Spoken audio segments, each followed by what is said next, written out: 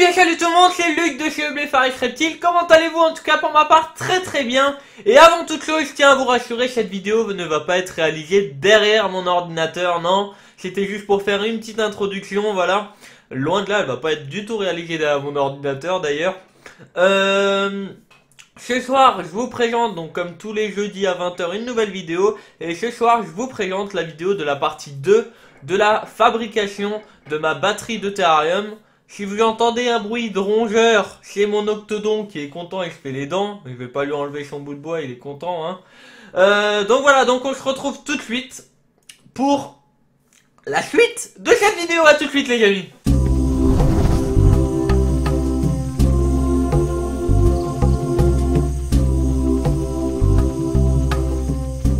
Donc voilà les amis, maintenant on se retrouve avec la suite de cette vidéo. Et comme vous pouvez le voir, maintenant je vous montre le plan définitif quasiment de mes terrariums. Donc pour commencer, il faut savoir que ma batterie mesurera en longueur exactement 2,40 m. Donc 2,40 m de long et en hauteur 1,60 m minimum, sachant que pour le moment j'ai pas prévu d'autres étages, mais pourquoi pas par la suite. Ensuite, il faut également préciser que chaque terrarium sera individuel, donc je pourrais sans problème les séparer. Si maintenant il y en a un que je veux plus, je peux l'enlever. Il faut le savoir. Et de plus, il faut savoir que chaque terrarium sera sur un thermostat et un thermomètre hygromètre digital et toutes les lampes protégées par des réflecteurs. Voilà, donc ça, je tenais à le dire, comme ça, c'est dit. Donc comme vous pouvez le voir en bas à gauche, dans un terrarium d'1,20 m par 60 par 60, mon Python, donc chauffé par un tapis chauffant. Donc ça suffit largement, pas de lampe, les lampes, enfin du moins la trop forte luminosité va stresser le Python, donc pas de lampe. Par dessus mes éco-léopards, donc mes femelles que je maintiens déjà actuellement ensemble, avec une lampe chauffante et une lampe UV 10.0. À droite donc les geckos à crête, donc du coup deux couples dans deux terrariums de 60-60 par 120, excusez-moi, dans pas de lampe chauffante mais des lampes UV en 6.0. Par-dessus, à gauche, donc le couple de gecko léopard que je maintiens en chambre depuis 8 ans maintenant, donc dans un 80-40-40. Au milieu, mon gecko léopard mâle, Blazing Blizzard, Rainwater, Black AS, pareil, lampe chauffante et UVB 6.0 cette fois, vu que le pattern est beaucoup plus clair. Pour ceux qui veulent savoir c'est quoi le pattern, c'est tout simplement la visibilité de la génétique du reptile. Le génotype c'est par exemple Blazing Blizzard, Rainwater, Black AS, ça c'est son génotype, son pattern c'est la couleur dont il ressort. Si je me trompe pas, mais c'est quasiment sûr.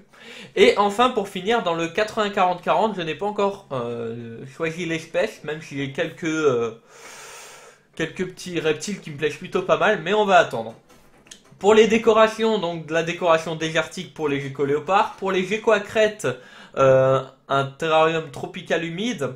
Je ne sais pas encore si les terrariums du gecko à crête je vais les réaliser moi ou si je vais passer par un ami à moi, un fabricant professionnel de terrarium, enfin de sculpture en terrarium. Je vais vous en parler dans la suite de cette vidéo, hein. Et donc voilà les amis, donc en tout cas j'espère que ce petit plan est plus clair, du moins. Au moins vous pouvez avoir un côté visuel de ma batterie.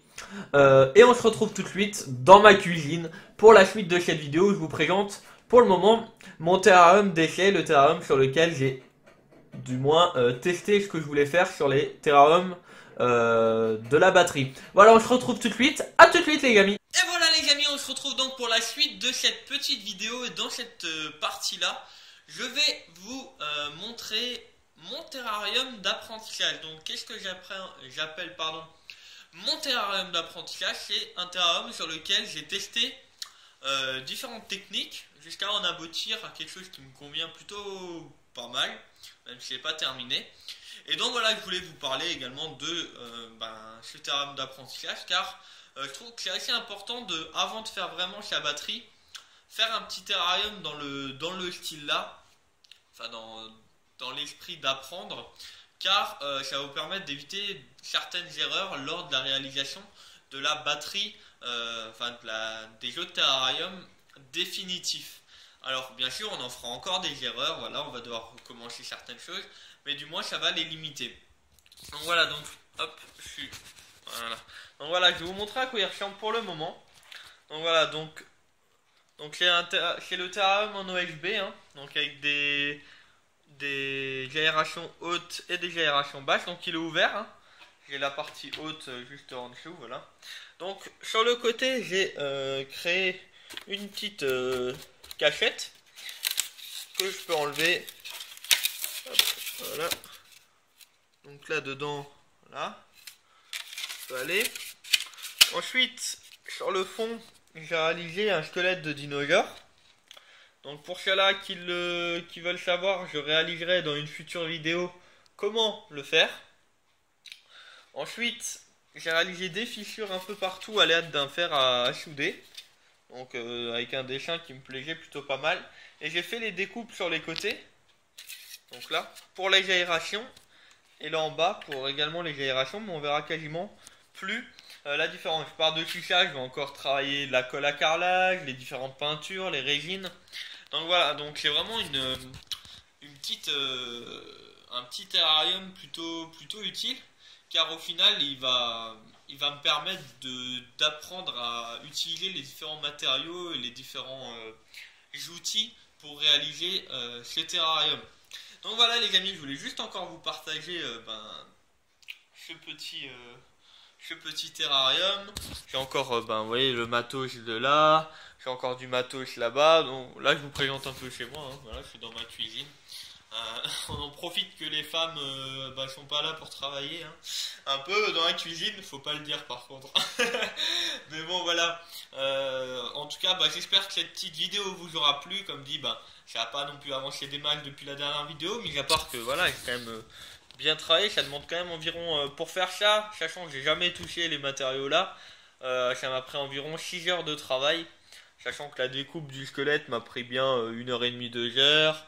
La découpe du fond, tout ça, plus la cachette, elle m'a pris au moins 2 heures. Enfin voilà, ça m'a... Le tout cumulé, voilà, je dois être environ 6 heures de travail là-dessus. Comme dit, voilà, j'ai pas mal de petits boulots. Pour les 2 terrariums tropicales, je suis en train de voir pour passer avec quelqu'un que je connais, c'est son métier. Il fait des terrariums.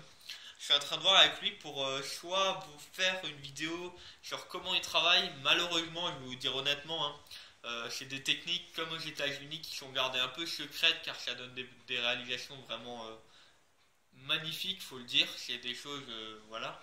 Donc je sais pas si les terrariums tropicales, je vais les faire moi-même ou non. Parce que voilà, c'est quand même un certain budget, hein, faut le dire. Mais j'ai pas envie de mettre ce budget dans le vent parce que je gère pas totalement le tropical.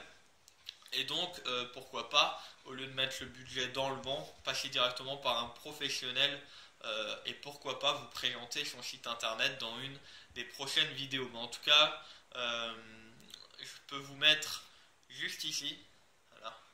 Je vous mets une de ses réalisations, comme vous pouvez le voir, qui est plutôt magnifique. Et donc voilà, pour les terrariums tropicales, je ne sais pas encore à là où je vais, comment je vais m'en sortir, si je vais les faire moi-même ou pas. Mais en tout cas, les désertiques, il y a de grandes chances que je les fasse tous moi-même. Je vais vous réaliser des vidéos sur la fabrication des cachettes, des squelettes, des boîtes à mu, des décors de fond avec ou sans texture, donc granuleuse, plate.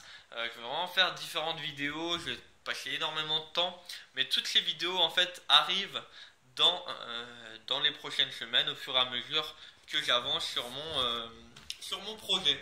Donc voilà, j'espère que cette petite vidéo vous aura plu, j'espère que ça va bien avancer, hein, faut le dire. N'hésitez pas encore à me rejoindre sur Facebook et YouTube, les liens sont dans la description. Sur Twitch tous les mardis à 21h. Je vous dis à mardi prochain 20h pour une prochaine et une future fiche d'élevage reptile ou aquariophilie, je sais pas, reptile ou poisson, je sais pas encore, ce sera à vous de choisir. Je vous donne rendez-vous sur Facebook et Instagram pour voir l'avancement du projet en temps réel. C'était Luc de chez Bliface Reptile. N'oubliez pas le pouce bleu, c'est la récompense pour le travail effectué et ça fait toujours plaisir. Je vous dis à très bientôt les amis. Ciao tout le monde!